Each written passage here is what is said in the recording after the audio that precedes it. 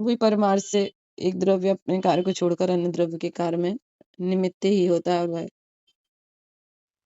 उस कार्य के परमार्थ में से कुछ सहायता ही करता, ना ही वह उस कार्य के होने में सहायता करता। इसका निषेध किया कल पंडित साहब ने। नहीं तो वो निमित्त को स्वयं अपरिणामी होना पड़ेगा यदि वो अपनी दोनों क्रियाओं को छोड़कर अन्य के कार्य में व्याप्त होगा। हाँ बराबर। हम्म इसलिए हमने कल देखा था कि प्रेरक निमित्त का ही नाम मिथ्यात्व है। हाँ को प्रेरक निमित्त रूप से देखना, इसका नाम मिथ्यात्व है। यानी मेरा योग उपयोग करता कुछ करता है ऐसा जानना मानना, यही मोह है, यही अज्ञान।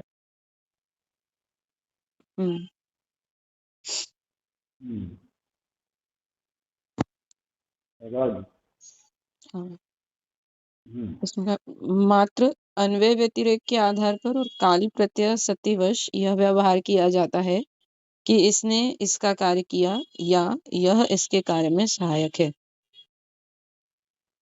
सच पूछा जाए तो निमित्तवाद जहाँ अन्य निमित्तवादी दर्शनों का अंतरात्मा है, निमित्तवाद जो अन्य निमित्तवादी दर्शन है उनकी कह रहे हैं अंतरात्मा है, यानी वही सब कुछ करने वाला है, यानी वही कार्य का करता, वही सब कुछ है अंतरात्मा का। हाँ यानी भाव। हाँ, वहाँ जैन दर्शन में वह बाह्य कलेवर मात्र है। हाँ यानी है कहने, यानी जैसे छिलके जैसा है। केले का छिलका, केले का गुदा भाग और छिलका, जैन धर्म में मात्र जो है वो छिलके के समान है। बादाम के ऊपर जो छिलका है उसकी वैल्यू नहीं है, बस वो अंदर में जो मूल है उसकी रक्षा में उसका एक सहकारी कारणपना है, लेकिन उसकी कुछ स्वयं की वैल्यू नहीं है। केले की छिलके की वैल्यू कितनी, लेकिन हम यहाँ पर निमित्तवादी जो है वो छिलके को ही गुदा भाग जैसा महत्व दे रहा है। कर्मण योग में दिया जाएगा, कर्मण योग में भी दिया जाएगा, ऐसा नहीं। व्यवहार ही समझना चाहिए, छिलके जैसा ही समझना चाहिए। उसको आध्यात्म नहीं बनाना, यानी उसको वस्तु का स्वभाव नहीं बनाना चाहिए जिससे वस्तु पराधीन हो जाए। वस्तु की पराधीन यानी निमित्त की चर्चा अपने को पर्याय में संसार के कारण का ज्ञान होने के लिए, यानी मैं संसार में क्यों भटक रहा हूँ, एक व्यवहार नहीं से, वो भी निश्चय से नहीं, व्यवहार से मेरे संसार का कारण क्या रहा, यह भी निमित्त पर ही आरोप हो जाएगा कि कर्म का उदय आदि रूप। लेकिन मूलतः तो आचरण मोह आदि को ही संसार का कारण कहा है जीव की। लेकिन ऐसे ही मोह आदि परिणाम और कर्म का जो निमित्त निमित्त संबंध उदय भाव आदि के द्वारा हो रहा है, तो उसको देखकर समझना पड़ेगा कि मेरी अब यह संसार अवस्था है और यह मेरा वास्तव स्वरूप नहीं है, ये व्यवहार है या उपचरित स्वरूप है। जितना भाव कर्म है वह व्यवहार है और जितना द्रव्य कर्म और न कर्म है वह उपचरित है। इस प्रकार से व्यवहार और निश्चय से अपने संसार का कारण समझना पड़ेगा और फिर इस मुक्त होने के लिए निश्चय क्या है उसको समझकर अपने आप ये भाव कर्म जो व्यवहार से कहे हैं वो नष्ट हो जाएंगे और उपचार से जो नो कर्म और कर्म है वो भी नष्ट हो जाएंगे। इसलिए संसार का महात्म्य बताया जाता है। वही एक है और उसी का ही आश्रय हमारे भाव द्रव्य और नो कर्म का नाश करने में समर्थ है। और हम द्रव्य कर्म और नो कर्म को तो नष्ट कर ही नहीं सकते, हम तो केवल अपने भाव कर्म का ही अभाव कर सकते। द्रव्य नो कर्म तो अपनी चीज है नहीं, उसको नष्ट करने का विकल्प करने की जरूरत ही नहीं। लेकिन हम सब द्रव्य कर्म और नो कर्म के विकल्पों में अटके हुए। बाहर के जितने जो भी कार्य है उनको हटाने और जुटाने के ही विकल्प चलते हैं। जैसे शरीर में बीमारी हुई तो उसको हटाने का विकल्प है, बीमारी का जो कारण है उसको हटा। तो शरीर में बीमारी का कारण है निज ध्रुव शुद्धात्मा को स्व शरीरी जानना। अपने को शरीरी जानते हैं तो बीमारी नष्ट हो जाएगी। बीमारी के कारण होने वाला जो दुख है, जो वेदना है, पीड़ा है, वो नष्ट हो जाएगी। ये है वास्तविक उपाय। बाकी जितने भी है वो व्यवहार से समझकर करने चाहिए, उसके साथ अविनाभाव नहीं समझना चाहिए। लेकिन हम बाहर के उपायों को ही उस बीमारी के इलाज को अविनाभाव मान लेते हैं और रोग ठीक नहीं होता है तो हम डॉक्टर बदलते रहते हैं। ऐसा है, यानी आश्रयभूत कारणों को बदलते रहते हैं, मूल कारण को नहीं बदलते। बना रहेगा। हाँ, मूल कारण जैसे का तैसा बना रह रहा है। हाँ, ऐसा। इसलिए मूल कारण पर ही हमें ज्यादा ध्यान देना चाहिए। अभी डॉक्टर ने बोला तो आप घूमने के लिए जा रहे हैं, डॉक्टर ने बोला तो एक्सरसाइज कर रहे हैं, डॉक्टर ने बोला इसलिए। कारण वैद्य अरिहंत प्रभु बोल रहे हैं, तुम अपने निज ध्रुव शुद्धात्मा का प्रत्यक्ष ध्यान किया करो। तो उनकी बात सुनकर वो काम कर नहीं रहे। तुम बस ज्ञाता दृष्टा स्वभावी हो तो ज्ञाता दृष्टा रूप ही परिणति करते रहो। इस बात को हम जल्दी स्वीकार नहीं करते हैं, क्योंकि ये अतीन्द्रिय प्रत्यक्ष, आज सुबह ही आया था विषय शास्त्र में कि जो परमात्मा है वे ही परमार्थ है, बाकी सब क्या है, बाकी सब ऐसा माया जाल है। अच्छा, माया जाल। लेकिन उल्टा हो गया है, हमने परमार्थ को यानी परमात्मा को माया जाल कर रखा है और जो माया जाल है उसको परमार्थ करके रखा। और इस पीछे मूल कारण है इंद्रिय ज्ञान।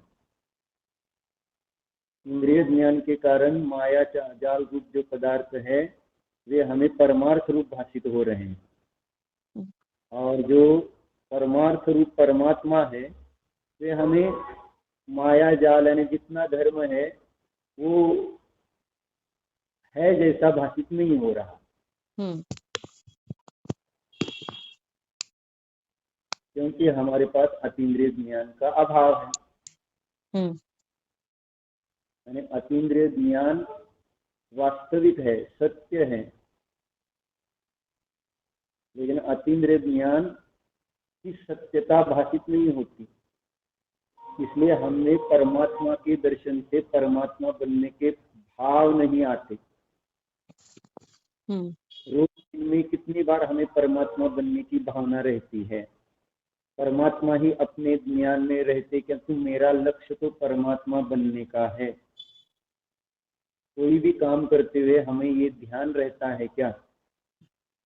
और रहता नहीं है, इसका मतलब हमने परमात्मा को स्वीकार है। परमात्मा अभी अपने ज्ञान में उस टाइप से नहीं बैठे हैं कि जिससे हमें परमात्मा बनने की भावना हो।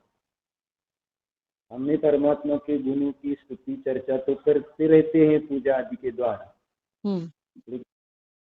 वो सब करते हुए भी वो सारी कल्पना जैसी ही है, क्योंकि उसके अस्तित्व का हम अनुभव ही नहीं करते हैं, और उसके अभाव में ही हमें भी वैसा बनने के भाव नहीं बन रहे हैं। कहने में तो सब बोल रहे कि परमात्मा बनना है, लेकिन जीवन में देखो तो परमात्मा बनने जैसे कोई विचार आचार नहीं दिखाई देते, क्योंकि परमात्मा एक परमार्थ पदार्थ है, ये भाषित ही नहीं हो रहा। एक अशरीरी अविनाशी कर्म रहित जन्म मृत्यु रहित अवस्था होती है, इसका ही ज्ञान श्रद्धा नहीं बन पाता, कितना ही देव दर्शन करे तब। अन्यथा हमने वो भाव, जैसे किसी यानी किसी महिला ने अच्छी साड़ी पहनी है तो उसको देखकर वैसी साड़ी लाने का भाव आता ही है। गहने अच्छे देखे तो वैसा गहना लाने का भाव आता है। लेकिन अब वो भाव आते हैं तो ये भाव क्यों नहीं आता? या कोई यानी व्यवहार में बहुत बड़ा व्यक्ति हम देखते हैं तो उस व्यक्ति जैसा बनने के भाव आते हैं। जैसे कोई मूवी देख ली तो उसमें कोई हीरो हीरोइन देखते हैं तो उन जैसा बनने के भाव आते हैं। इसलिए तो उसका आकर्षण देखा जाता है। या कोई खेल में इंटरेस्ट रखता है तो जो उस खेल में माहिर है तो उस जैसा बनने के यानी वे हमारे हीरो बन जाते हैं। लेकिन भगवान हमारे हीरो नहीं बनते हैं।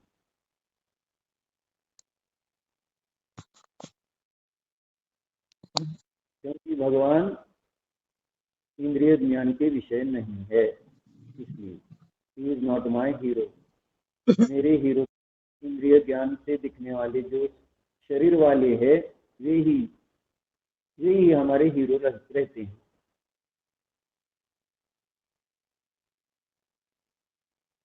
ऐसा है, ऐसी चर्चा आई थी सुबह। हमने यही सुबह पूछा भी था, कितनी बार हमको दिन में परमात्मा बनने के भाव आते हैं।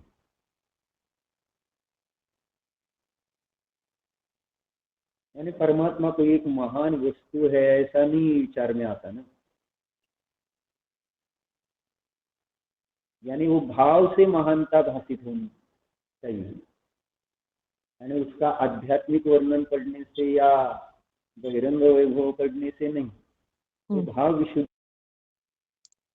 यानी जो उन्होंने पर्याय में व्यक्त किया है कार्य, वह कार्य हमें व्यक्त करने की भावना कितनी बनती है। अनंत चतुष्टय, अब अनंत चतुष्टय का अपने को भाव भाषण ही ना हो तो हमें अनंत चतुष्टय प्रकट करने के भाव क्यों होंगे? केवल ज्ञान दर्शन सुख वीर्य,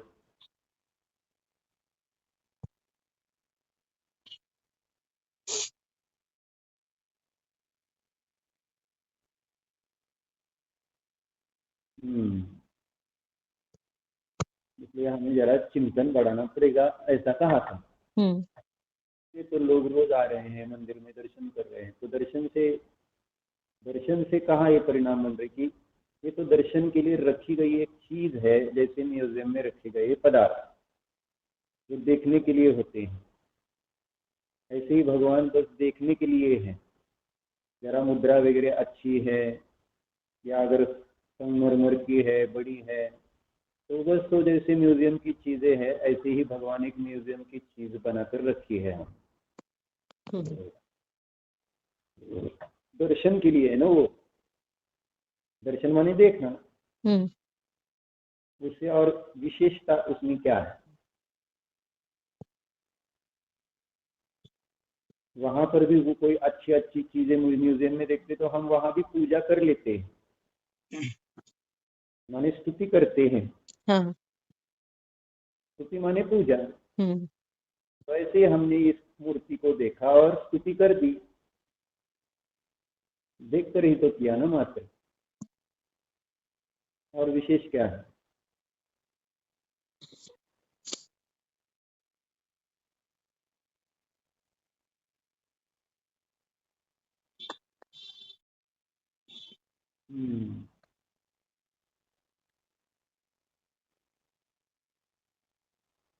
ठीक है।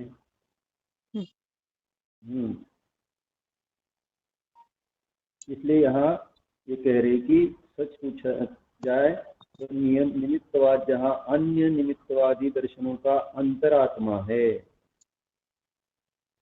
अंतरात्मा शब्द कह दिया।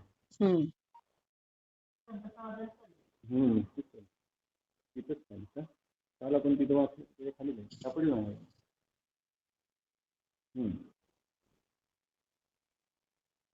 ते आता सर्वार सिद्धीचं प्रकरण आलं त्याच्यावर आहे 2 लाईन. सर्वार सिद्धी सांगितलंय ना आता तुला. सूत्र येत त्याच्या अगोदरच्या 2 वेळ वाचते. पूछा जाए तो निमित्तवाद जहाँ अन्य निमित्तवादी दर्शनों का, तो ये अन्य निमित्तवादी दर्शन कौन है? जितनी मिथ्या दृष्टि है वे सारे अन्य निमित्तवादी दर्शन कह सकते हैं। हो गए हैं लेकिन मिथ्या दर्शन है तो वह निमित्तवादी ही है। मिथ्या तो जब तक जाएगा तब तक वह निमित्तवादी ही कहलाएगा। अगोदर हो वर अजून वाचते, अजून कुठून काय वाचलं ना अजून 2 ओळी तर आहे तिथं नाही इकडे काय तिथे समोर तिकडच्या पानावर खाली मिळालं ना अंतरात मग तेच चाललं। तो मिथ्या दृष्टि जितने हैं वे अन्य दर्शन रूप ही है। समय सारा हाथ में आया है इसलिए वो जैन दर्शनवादी नहीं है। क्योंकि व्याप्ति, कल ही व्याप्ति बताई थी कि सौजनी कौन, सौजनी किसे कहेंगे?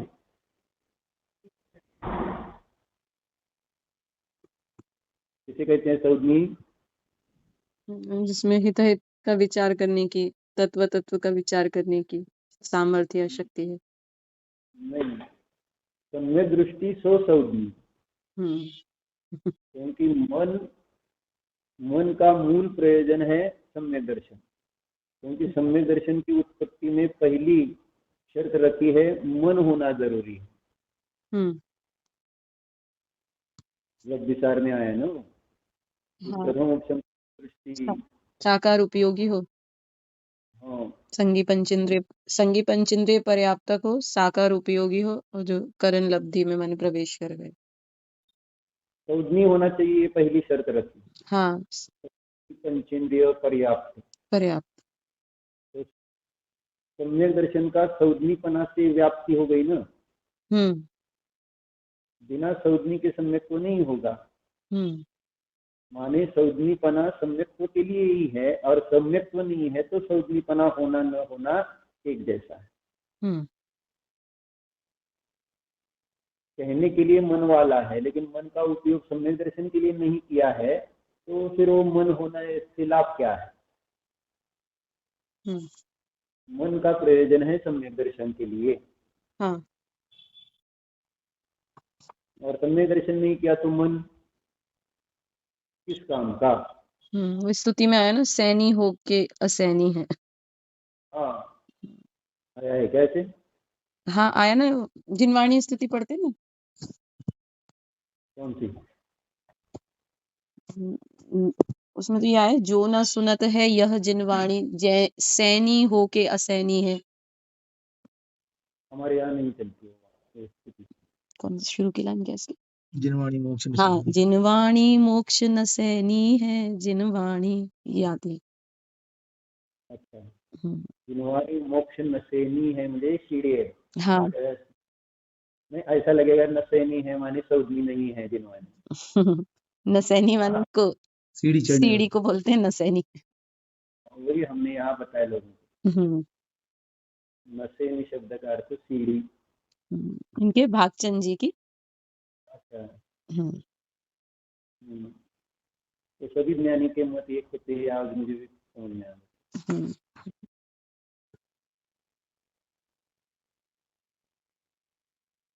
इसलिए कह रहे थे कि अगर मिथ्या दर्शन रहता है तो जिन दर्शन नहीं रहता है। तो वह जिन दर्शन कर रहा है। जिन दर्शन मिथ्या दर्शन का नाशक होना चाहिए। क्योंकि दोहला में दिया है जिन दर्शन सम्यक का कारण है। और सम्यक दर्शन नहीं हो रहा तो जिन दर्शन नहीं हो रहा।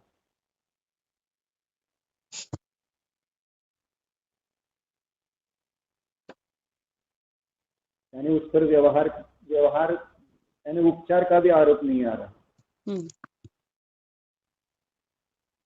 जबकि वो व्यवहार कारण है जिन दर्शन सम्यक दर्शन का।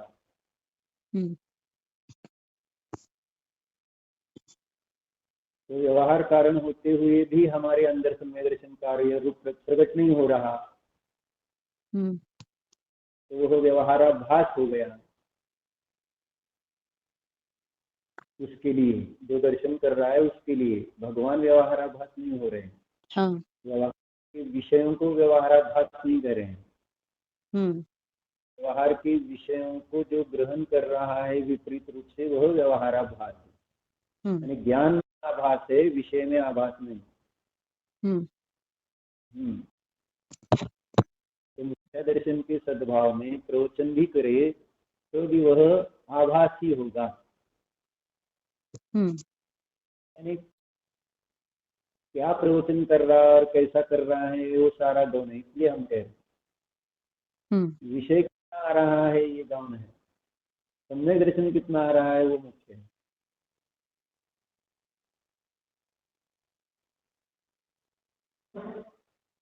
सम्यक दर्शन नहीं आ रहा तो फिर विषय क्या है? वो तो केवल एक मोटिवेशनल स्पीच हो जाएगा, तो यानी वो क्लास भी नहीं, प्रवचन भी नहीं होगा, एक मोटिवेशन, बस इतना ही है। और मोटिवेशन भी क्या, यानी मोक्ष के लिए भी नहीं, वो संसार का ही मोटिवेशन है।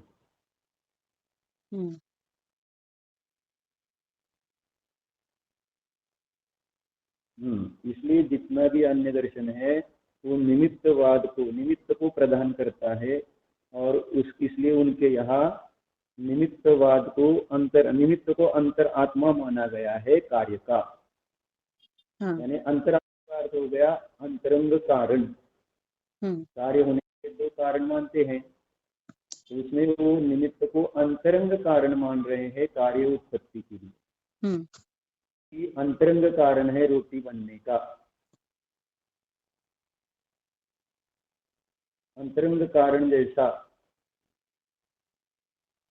ही निमित्तवादी दर्शन की मान्यता है।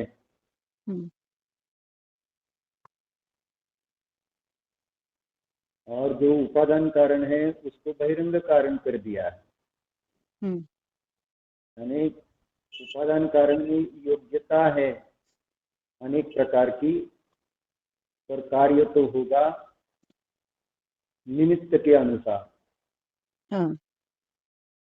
तो इस कारण से वो अंतरात्मा बन जाती है निमित्तवादियों की।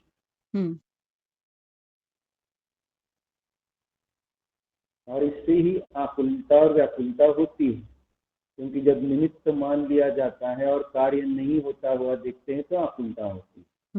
या निमित्त माना जाता है और कार्य होता है तो अहंकार होता है। ये दो फल मिलते हैं उसमें, निमित्त को कर्ता देखते हुए। निमित्त को कर्ता देखते हुए कार्य हुआ तो अहंकार, और निमित्त को कार्य को नहीं होता हुआ देखते हैं तो आकुलता होती है, क्योंकि वह उस कार्य का स्वयं को कर्ता मान लेता है। इसलिए तो दुखी होता है कार्य नहीं होने के कारण।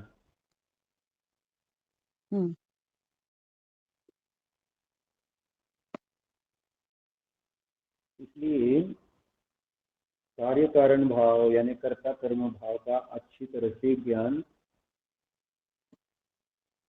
होना जरूरी है, जिससे कि वस्तु व्यवस्था की स्वतंत्रता बाधित न हो। तो यहाँ निमित्त वादी जो है वह वस्तु स्वतंत्र में बाधा उत्पन्न कर रहा है। निमित्त होना बाधा नहीं है, तो निमित्त ही हो रहा है, ये बाधा उसकी स्वतंत्रता में आ रही है। वस्तु की जो परिणाम रूप शक्ति है उसमें बाधा आ रही है।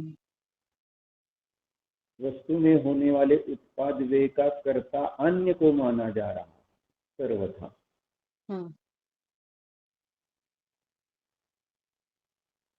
यानी वस्तु अपने कारण से नहीं परिणम रही, इसलिए वस्तु का ध्रुव अंश तो अकर्ता रूप है, लेकिन पर्याय अंश जो है वो निमित्तों के द्वारा ही किया जाता है, ऐसा मानते हैं।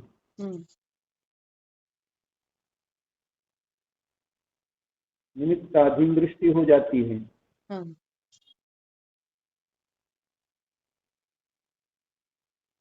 तो जैन धर्म प्राप्त करके भी अगर हमारी ये निमित्ताधीन दृष्टि, निमित्त कर्ता, प्रेरक कर्ता, प्रयोग कारण की दृष्टि नहीं नष्ट होती तो मिथ्यात्व नष्ट नहीं हो रहा।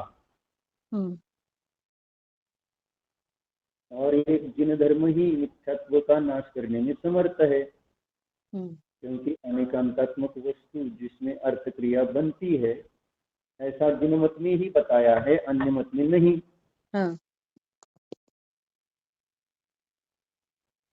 तो जिन मत का उपयोग उसी के लिए करना चाहिए जिसके लिए मिला है। और जो प्रयत्न कर रहे हैं, कह रहे हैं प्रयत्न कर रहे हैं, वही तो कर रहे हैं, वो निमित्त पर दृष्टि रख रहे हैं, इसलिए कार्य सिद्ध नहीं हो पा रहा। जिस जीव के सम्यक दर्शन होता है वो किस पर दृष्टि रखकर सम्यक दर्शन होता है? सर उसके सम्यक दर्शन किस पर दृष्टि रखने से होता है? निजरूप शुद्धात्मा पर।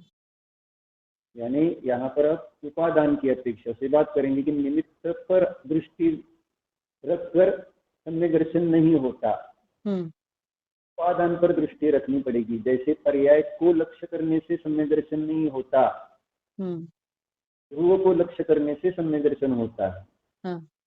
ऐसे ही निमित्त को लक्ष्य करके सम्यक दर्शन किसी को आज तक हुआ नहीं है। किसी को सम्यक दर्शन हुआ है वह उसने उपादान को ही विषय बनाकर सम्यक दर्शन प्रकट किया है। तो पर्याय मूड पर समय, ऐसे ही निमित्त मूड भी पर समय है।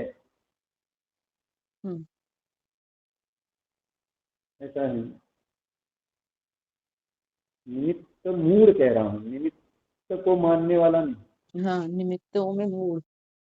हाँ, निमित्त से कार्य मानने वाला। हाँ,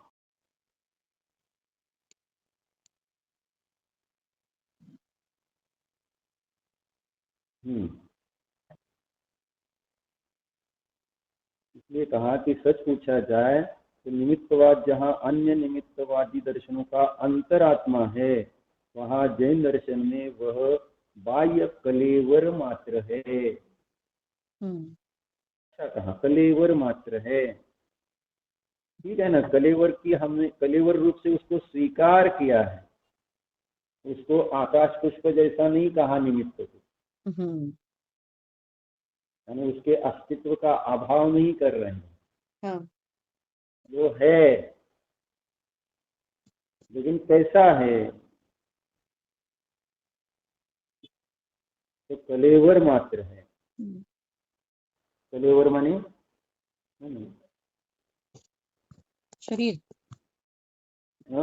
शरीर कहेंगे।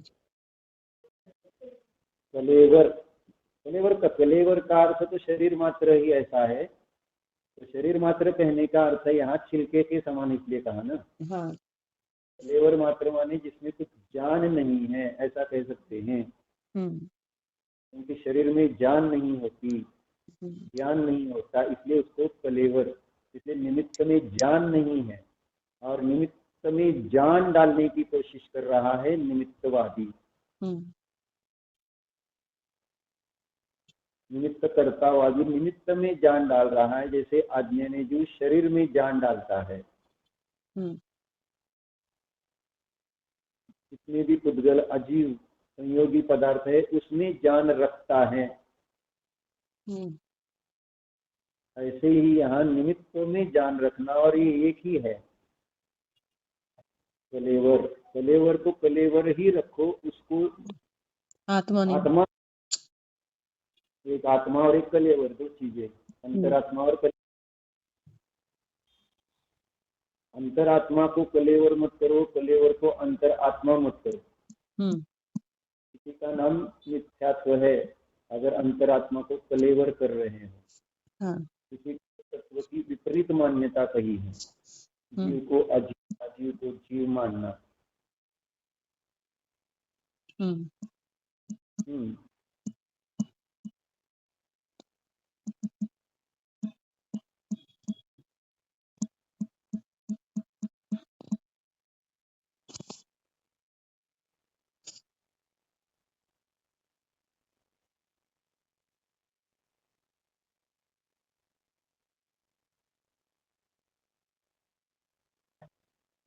ठीक है। इसी तथ्य को पूज्यपाद ने भी सर्वार सिद्धि में व्रतों को लक्ष्य कर स्पष्ट शब्दों में स्वीकार किया है। व्रतों को लक्ष्य कर, अब इस तथ्य को स्पष्ट कर रहे हैं, इस तथ्य को स्पष्ट कर रहे हैं कि निमित्त कलेवर मात्र है। क्या कह रहे हैं पूज्य पदाचार्य? तत्र अहिंसा व्रतम आदौ क्रियते प्रधानत्वात् सत्यादीनि हि तत्परिपालनार्थानि तस्य वृत्ति परिक्षेपणवत्।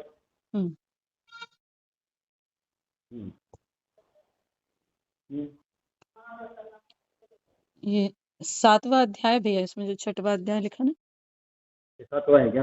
हाँ, 7वें का पहले नंबर सूत्र का जो विश्लेषण है वो। अच्छा, ये हमारे इसमें 6वां हो गया। हमारे में भी 6वां है। 6 में देखा तो 6 में वो है ही नहीं विषय, 7वें में है। 7वें के पहला सूत्र है। 7वां कसा हुआ है? हाँ, मराठी में भी 6वां ही लिखा है।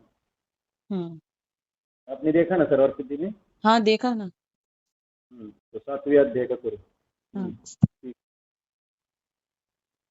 आगे वहाँ 5 व्रतों में अहिंसा व्रत को आदि में रखा है, क्योंकि वह सब व्रतों में मुख्य है। धान्य के खेत के लिए जैसे उसके चारों ओर बाड़ी होती है, उसी प्रकार सत्यादिक सभी व्रत अहिंसा के परिपालन के लिए हैं। मैंने मूल, इसलिए हमारे यहाँ जैन धर्म माने अहिंसा परमो धर्म कहा जाता है। और पुरुषार्थ सिद्धि उपाय में इसी विषय की विस्तार से चर्चा की है। यानी अहिंसा को ही मुख्य रखकर सारा बाकी के व्रतों का वर्णन किया है। अहिंसा के ही विशेष भेद की, हिंसा अहिंसा की विशेष चर्चा उसने की है। क्योंकि बाकी व्रतों का प्रयोजन उसमें अहिंसा यानी बाढ़ रूप से कह रहे सत्य होना, ये है अहिंसा जो अमृतचंद्राचार्यों को अपेक्षित है। यानी राग की उत्पत्ति न हो, ऐसी अहिंसा होने के लिए फिर सत्य, आचर्य, ब्रह्मचर्य और अपरिग्रह आदि या परिग्रह परिमाण आदि व्रतों की चर्चा है।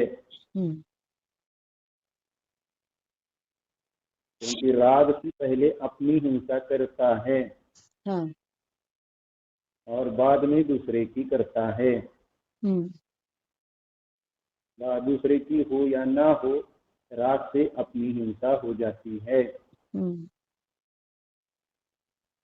ऐसा सुंदर है नहीं? वो तो पुरुषार्थ सिद्धि उपाय में भी समय सारे ने अध्यात्म के ही विद्वान थे अमृतचंद्र देव, उसकी झलक आई ही है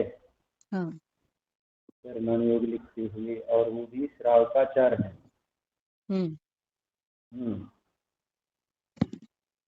मुनि के आचार का नहीं। पुरुषार्थ सिद्धि उपाय श्रावकाचार ही है ना।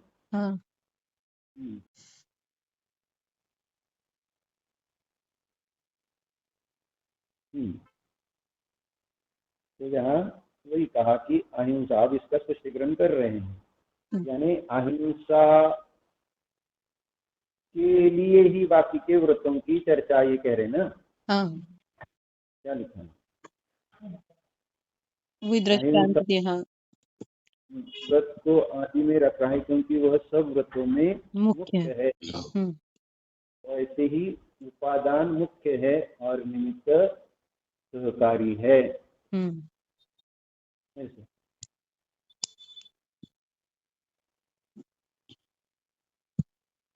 जितना भी निमित्तों का विषय आया है वह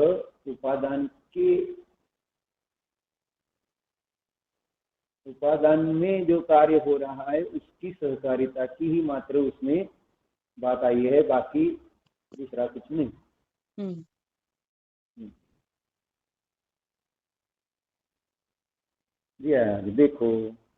देखो यहाँ अहिंसा व्रत को खेत में उपजी धान्य की उपमा दी है और सत्याधिक 4 व्रतों को व्यवहार से उसकी संभाल के लिए बाड़ी बतलाया है।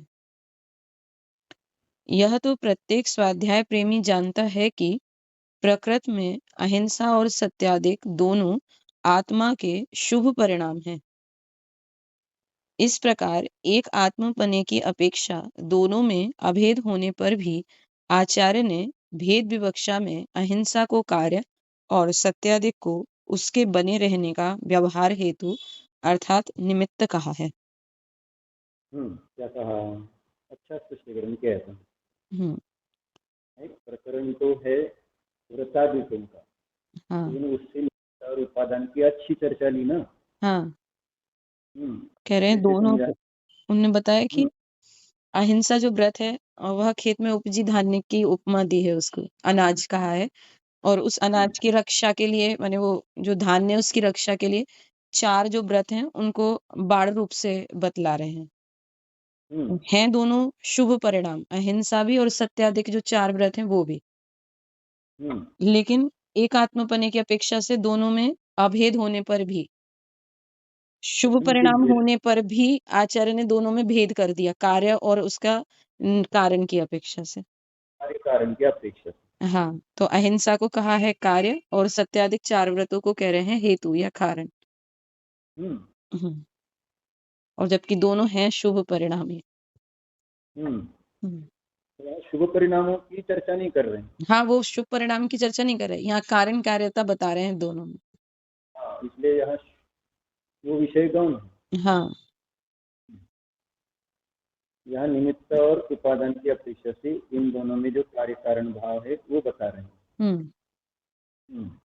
तो यहाँ है एक ही, पर उसमें मुख्यतः अहिंसा रूप कार्य की सिद्धि के लिए ये बाह्य कारण है, ऐसा कह रहे हैं। तो इस आधार से कोई बोल सकता है कि ऐसे निमित्त भी है, उपादान की रक्षा के लिए निमित्तों की, बिना बाढ़ के जैसे धान्य की रक्षा नहीं, ऐसे बिना निमित्त के उपादान की रक्षा नहीं।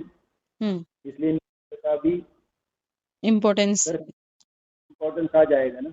हाँ। तो निमित्त के इम्पोर्टेंस को कौन मना कर रहा है? हाँ। निमित्त अपनी जगह इम्पोर्टेंट है, अपनी जगह कह रहा हूँ, लेकिन हाँ, ये पीछे क्वेश्चन है, अपनी जगह इम्पोर्टेंट है ही। हाँ, लेकिन उपादान बनाएंगे तो गड़बड़ हो जाएगी। हाँ, बस वो फिर गलत हो जाएगा।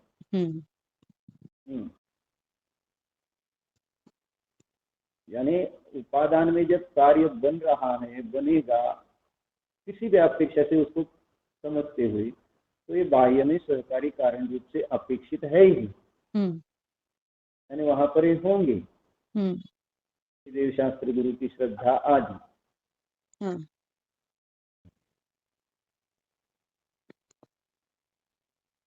यानी ऐसा नहीं है कि बिना इसके ही वह कार्य हो रहा है, समझे दर्शन।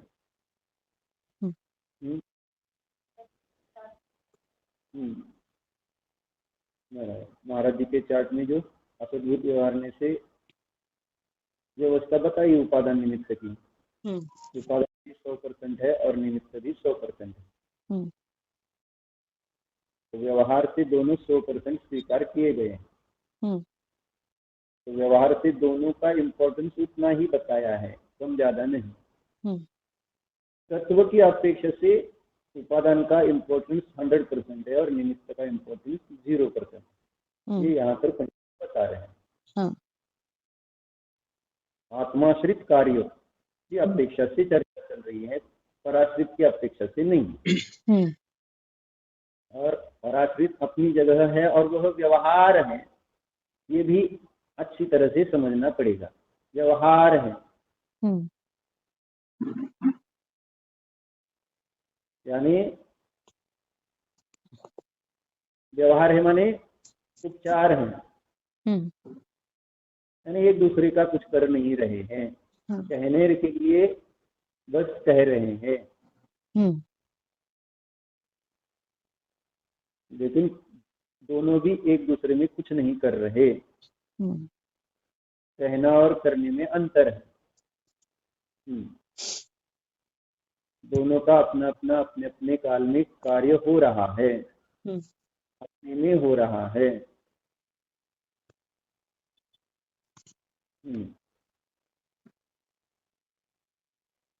इससे आगे भी और अच्छा दिया है, फिर कह रहे हैं इसी प्रकार संवर स्वरूप व्रतों में और प्रशस्त राग स्वरूप व्रतों में क्या अंतर है? ये तो ऊपर राग रूप व्रतों की चर्चा की, शुभ राग और रूप व्रतों की चर्चा हो गई। अब संवर रूप व्रत बोल रहे हैं। संवर स्वरूप व्रत और राग रूप व्रत दो प्रकार के व्रत होते हैं, इसलिए चौथे गुणस्थान वाला व्रत ही है, ऐसा युक्त्यानुशासन में जो टीका विद्यानंद आचार्य की है, युक्त्यानुशासन अलंकार, तो उसमें विद्यानंद आचार्य ने असंयमी जीव को भी व्रती कहा है। 41 प्रकृतियों का संवर कर रहा है, इसलिए संवर रूप व्रत है।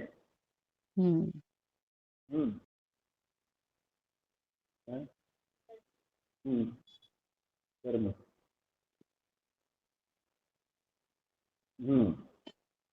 विद्यानंद आचार्य ने यही दिया है।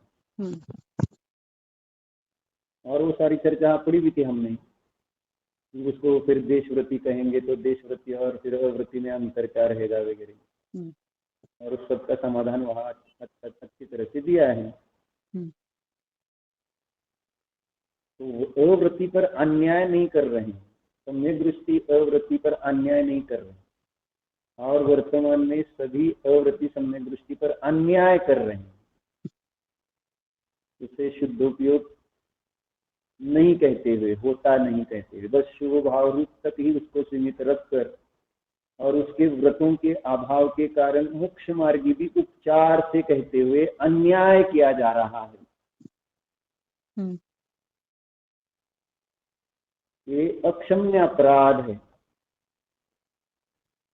अव्रति को मोक्ष मार्गी न मानना या उपचार से मोक्ष मार्गी मानना या शुभोपयोगी मानना, शुद्धोपयोगी न मानना।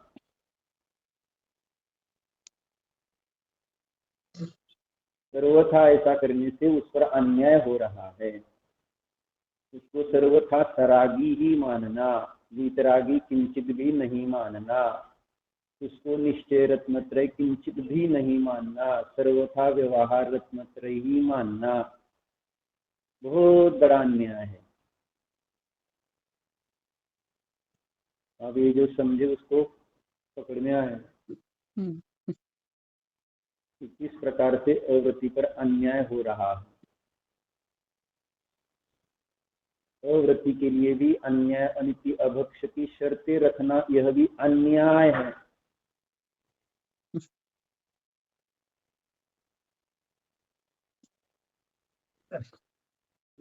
उसको छोड़ दो ना, जैसे कहा है तो उसको छोड़ दो अव्रति रूप से, और उसको सम्यक दृष्टि कहा है तो उसको सम्यक दृष्टि में स्वीकार करो, मोक्ष में उसको स्वीकार करो, उसको शुद्धोपयोग का अधिकार रखो, असंयम में ही उसको अलग पद्धति से संयमी बनाकर ही सम्यक दृष्टि क्यों बनाते हैं, यानी डायरेक्ट नहीं करके इनडायरेक्टली संयमी बनाकर ही सम्यक दृष्टि कह रहे हैं। तो ये असंयत गुणस्थान के अभाव का प्रसंग आ रहा है, यानी असंयत गुणस्थान, असंयत सम्यक दृष्टि होता ही नहीं, ऐसे साध्य को सिद्ध कर रहे हैं। जिसको समझ में आए वो समझे, नहीं तो बाकी सब अनाड़ी, जो सामने बोल रहे हो वैसे सत्य लग रहा है, और फिर ऐसे कथनों से अपने को मिथ्या दृष्टि रखने में उनको कोई बाधा नहीं आ रही है। क्योंकि हमसे तो अन्याय नित्य अभक्षित छूटता नहीं, इसलिए ठीक है इस भाव में तो हम ऐसे ही मिथ्या दृष्टि रह लेंगे, तभी आगे जाकर अन्याय नित्य अभक्षित त्यागेंगे और सम्यक दृष्टि बनेंगे। अगर इस भाव में अन्याय नित्य अभक्षित त्यागना अशक्य हो रहा है तो किस भाव में आपको शक्य होने वाला है, ये अभी नहीं समझ में आया। और वो त्यागने पर सम्यक दर्शन हो, इसका भी उसके साथ व्याप्ति नहीं, क्योंकि मुनिव्रत धारण करने पर भी नहीं हो रहा सम्यक दर्शन। तो अन्याय नित्य अभक्षित त्यागने से सम्यक दर्शन होगा क्या? निमित्त करता, निमित्तवाद, अंतरात्मा है निमित्तवादियों का ये अन्याय नित्य अभक्षता। सम्यक दर्शन के लिए कर्ता रूप से, कारण रूप से मानना, प्रेरक निमित्त माना जा रहा है इसको, ऐसा अर्थ निकलता है। उसकी प्रेरणा से ही सम्यक दर्शन रूप कार्य होगा, ये अर्थ उसमें से भाषित होता है। विचार करना पड़ेगा।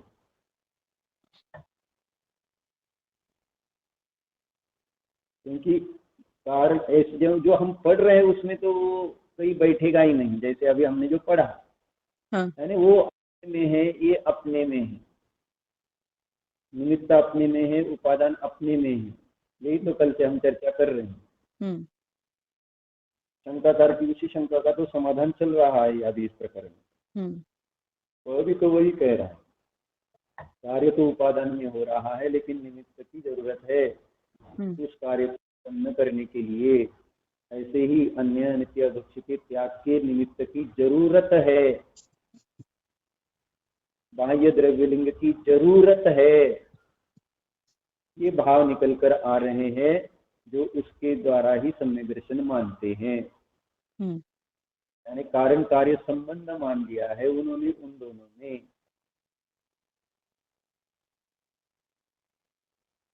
इसलिए न्याय से चलो तो सभी विषयों का समीचीन ज्ञान होते हुए जीवन में समीचीन ही चलता है, किसी कर अन्याय नहीं करता है।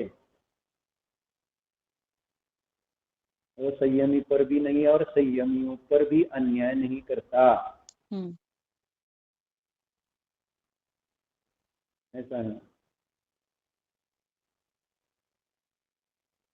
इसलिए चौथे गुणस्थान वाले के पास संवर रूप व्रत है। चौथे गुणस्थान में संवर है। तो संवर को व्रत कौन मान रहा? संवर ही व्रत है, ये भाव व्रत है। और व्रत का अर्थ क्या होता है प्रणीता जी? विरक्त व्रति, जो विरक्त होता है वही व्रति।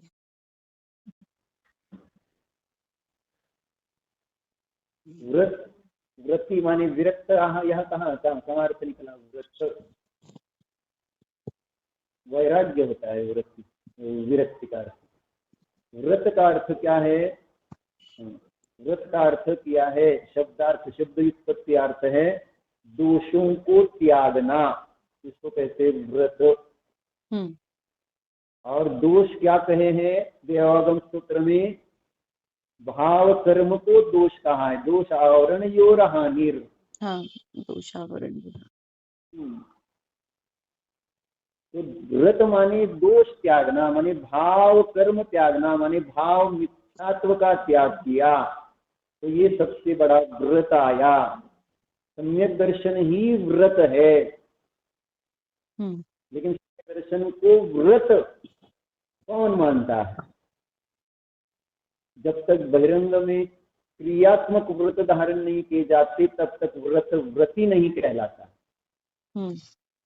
और न्यायाचार्य बोलते हैं कि जो सम्यक दर्शन धारण करने वाला असंयत ग्रस्त है वह व्रती है, क्योंकि उसने मिथ्यात्व रूपी दोष को त्याग दिया है।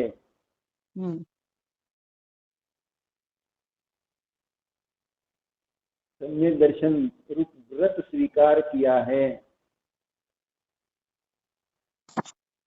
जो कि मोक्ष मार्ग का कारण है।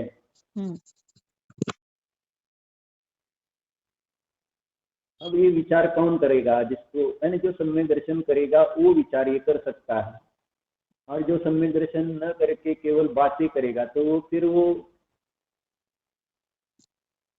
पंडित से पंडित मिले हो गई दो दो बात, और गधे से गधे मिले तो हो गए दो दो लाख, ऐसे पंडित जी बोलते थे सागर वाले। यानी बातें बातें सिर्फ करने से क्या है,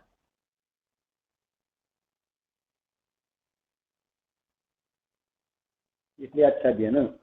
इसी प्रकार संवर रूप व्रतों में, संवर स्वरूप व्रतों में और प्रशस्त राग स्वरूप व्रतों में क्या अंतर है, यह स्पष्ट करते हुए वे कहते हैं व्रतेषु ही व्रत परिकर्मा साधु सुखेन संवरम करोति इति ततः पृथक्त्वेन उपदेशः क्रियते सर्वार्थ सिद्धि। ये भी सात्विक है क्या? हाँ, ये भी सात्विक है। सातवां ही है ना? हाँ। और फिर उसके आगे तत्वार श्लोक वार्तिका वो भी सातवां ही होगा फिर। ये नहीं देखा, पर ये तो सात्विक ही है दोनों। चलो ठीक है। व्रतों में दृढ़ प्रतिज्ञ हुआ साधु सुख पूर्वक संवर करता है, इसलिए यहाँ व्रतों का संवर रूप व्रतों से पृथक उपदेश करते हैं। व्रतों का संवर रूप से पृथक उपदेश करते हैं।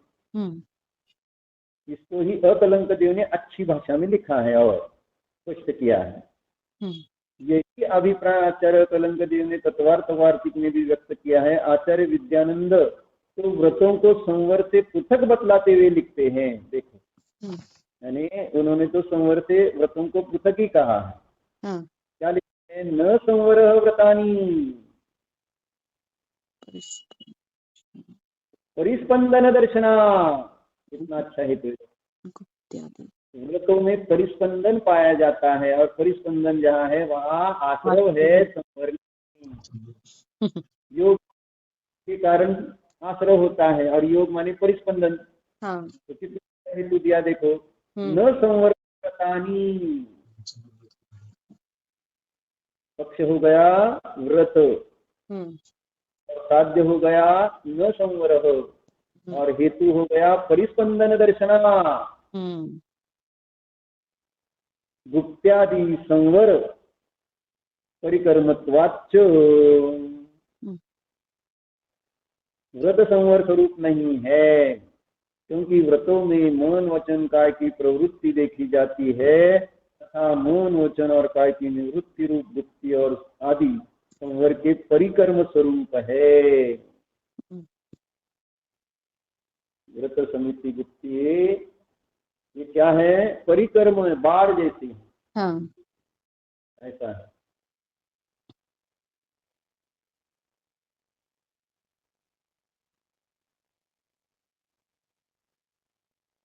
और क्या लिखना पड़ेगा इससे और ज्यादा क्या स्पष्ट करें? अब ये अन्यथा अनुपत्ति हेतु दिया कि व्यवहार व्रतों को, राग रूप व्रतों को संवर रूप व्रत से भिन्न इतना स्पष्ट कर दिया। परिस्पंदन दर्शना, परिस्पंदन लक्षण के द्वारा। परिस्पंदन हेतु बोलने का दिया। हाँ, हेतु। हाँ, हेतु। परिस्पंदन हेतु के द्वारा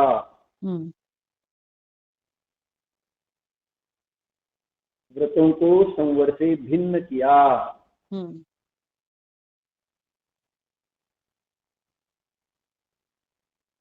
व्रत को धारण करना नहीं क्या, और व्रतों को संवर, कोई गाथा दिखा सकता है द्रव्य संग्रह की 35 नंबर की, व्रत समिति को सीधम्मानुपेहा परिसहजो कारित्तम बहुबेयानाद वा भाव संवर विशेषा। भाव संवर, इनको भाव संवर कहा ना, चाहे व्रत उपाधि को। तो फिर परस्पर विरोधी वचन हो गए ना, ये परिस्पंद कहाँ और संवर कहाँ, कैसे मिल रहे? वो और भाव संवर शब्द वहां प्रयोग किया है निमित चंद्र देव ने। इसलिए वहां पर ब्रह्मदेव सूर्य की टीका पढ़नी चाहिए है, हमने पढ़ी भी थी। निश्चय प्रकार से व्रत दोनों यानी सभी का विश्लेषण किया, हाँ। निश्चय क्या निश्चय व्यवहार वृत्त्या, और सारे निश्चय से जो भी अर्थ किए हैं वे निज ध्रुव शुद्धात्मा के अनुभव रूप किए हैं। हाँ। इसलिए निश्चय व्रत ही भाव संवर है, और व्यवहार से कहे गए हैं वे निमित्त रूप से भाव संवर कहे जाते हैं। ऐसा समझना चाहिए। लेकिन फिर वो गाथा से अगर बाह्य व्रतादि को ही भाव संवर मानते तो फिर उसमें अनेक दोष आते हैं। यानी मिथ्या दृष्टि, अभव्य जीव जो व्रतादि को धारण कर रहे हैं वे भी संवर को प्राप्त होकर मोक्ष मार्गी होने चाहिए और मोक्ष को प्राप्त होना चाहिए। शुद्ध आत्मा के अनुभव का कोई प्रश्न ही नहीं बनेगा। एक तो पहले शुद्ध आत्मा अनुभव करना मुश्किल हो रहा है आध्यात्म वालों को भी, तो ये सरल हो जाएगा ना, व्रत धारण करेंगे संवर हो जाएगा और मोक्ष हो जाएगा। शुद्धात्मा अनुभव करने की जरूरत ही नहीं। ठीक है ना? हाँ। हाँ, सरल रास्ता है ये वाला। यानी वो कर सकते हैं, क्या कर सकते हैं? व्रत को धारण करो शुद्धात्मा अनुभव के बिना। और व्रत धारण यानी हम स्वर का कार्य कर सकते हैं, ये इसमें अर्थ हुआ। आत्मा फिर वही वो प्रेरक निमित्त बन गए। हाँ, वही प्रेरक निमित्त बन गए, पर का कार्य कर सकते हैं। हाँ, बराबर। और उसके कारण ही कार्य होगा संवर।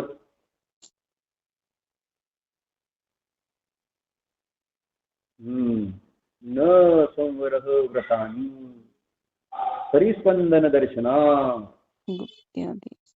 नोट कर लो। हम लिखा वेरी इंपॉर्टेंट।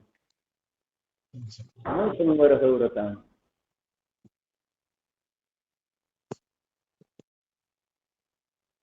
तो इससे सिद्ध हो रहा है कि निमित्त कार्य में कुछ नहीं कर रहा। निमित्त का कार्य भिन्न है और उपादान का कार्य भिन्न है। जैसे व्रतों का कार्य भिन्न है और संवर का कार्य भिन्न है। व्रतों से आश्रव कर्म आ रहे हैं और संवर से कर्म रुक रहे, दोनों भिन्न कार्य हैं। और हम आश्रव से ही संवर मान रहे हैं, इसका मतलब हम ना आश्रव की खबर है ना संवर की खबर है, दोनों ही तत्व संबंधी भूल हो गई। सही है। और कोई कहेगा कि फिर व्रत लेने के बाद प्रति समय असंख्या गुण श्रेणी निर्जरा होती है, फिर व्रतों से निर्जरा तो हो रही कि नहीं, और आगे जाकर तप धारण करेगा, व्रत धारण करेगा तो ही इसकी निर्जरा होती हुई मोक्ष होगा। फिर व्रतों को संवरूप कैसे नहीं कह रहे आप? वहां जैसे जैसे चतुर्थ गुण स्थान में कषाय चौकड़ी का अभाव है, पंचम गुण स्थान में व्रताधिक धारण करेगा तो वहाँ दो कषाय चौकड़ी के अभाव के कारण व्रतों का धारण करना और दो चौकड़ी का अभाव, इनका कर्ता कर्म संबंध हो गया ना। वो तो व्रत कारण हो गए ना प्रेरक दो चौकड़ी के अभाव के लिए, क्योंकि दो चौकड़ी के अभाव का अभाव व्रतों को धारण कराता है। क्या होता है? अन्यन्याश्रय दोष आएगा। दो चौकड़ी का अभाव करेगा तो देश व्रत धारण होगा, देश व्रत होगा तो दो चौकड़ी का अभाव। ऐसा नहीं।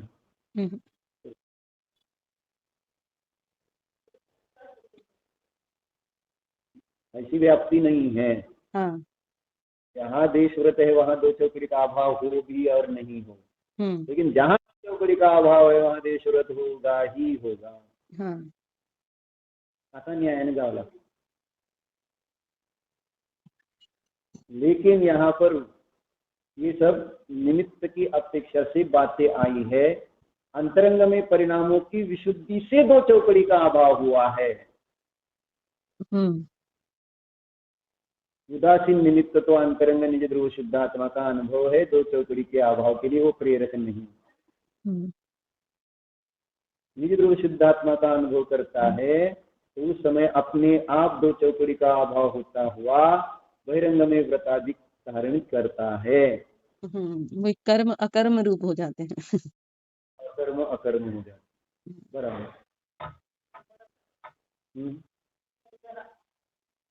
तो वही बताए ना, जो व्रत लिया है वो अंतरंग से बाहर तक आए ना, ये अंतरंग परिणामों की विशुद्धि से निर्जरा हो रही है, बाह्य व्रतों से कहने में आ रही है, उच्चार किया जा रहा है।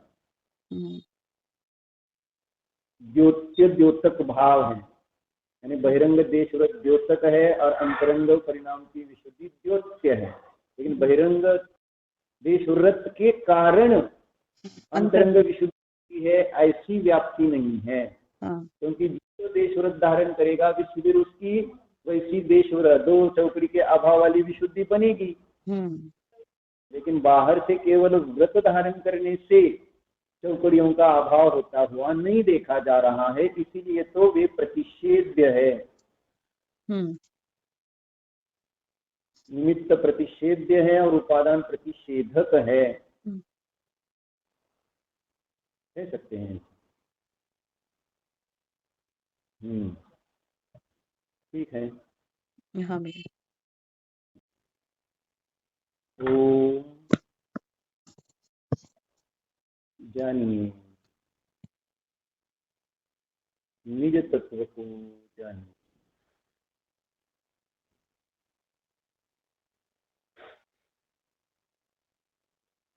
यह मैं संवर मध्य हूँ,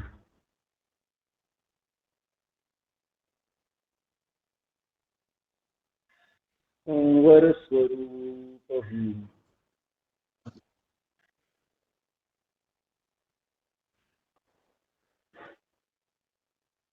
मुझ आत्मा में कर्म का प्रवेश ही नहीं है।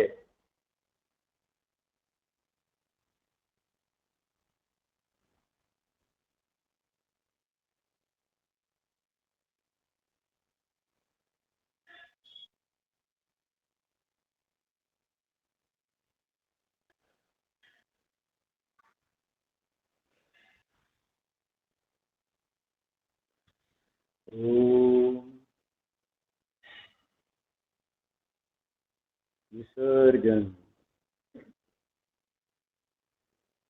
नमो